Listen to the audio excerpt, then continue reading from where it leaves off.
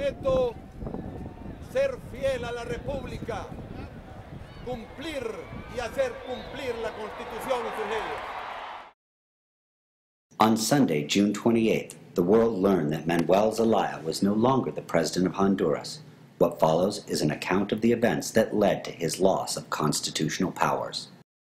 On March 23rd, Manuel Zelaya issued a presidential decree which had the force of law and called for a national referendum to be held on June 28th. This violated the Constitution because the only body authorized to declare a referendum is the Supreme Electoral Tribunal. The Attorney General, the Supreme Court, and the Supreme Electoral Tribunal all declared the intended referendum illegal. Dozens of national institutions and associations joined in condemning the proposed referendum by Manuel Zelaya as unconstitutional. On June 25th, he issued a second decree, this time calling for a survey. However, it was still an illegal referendum. On the same day, the Supreme Electoral Tribunal and the Attorney General confiscated the ballots and supplies to be used in the referendum. President Zelaya and his supporters broke into the warehouse and seized the ballots by force. The specific violation made by Manuel Zelaya was to call for the replacement of the Constitution with a new Constitution, which is strictly prohibited by Article 239.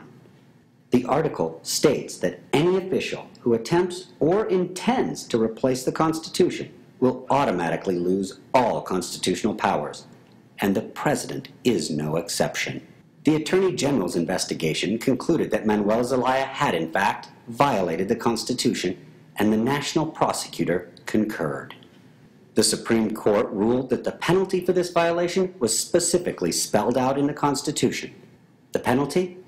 Automatic removal from office and loss of all constitutional powers.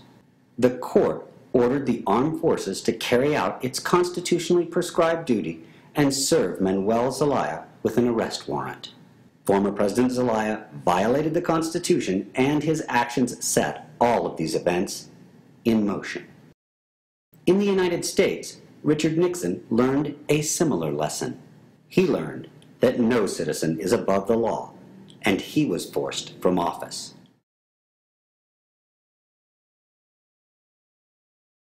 Given the fact that there is no immunity in Honduras, the Constitution does not provide for a process of impeachment. Therefore, an arrest warrant issued by the Supreme Court is the correct procedure. Could former President Zelaya have been treated differently? Perhaps, but the armed forces acted constitutionally and on the unanimous order from the Supreme Court.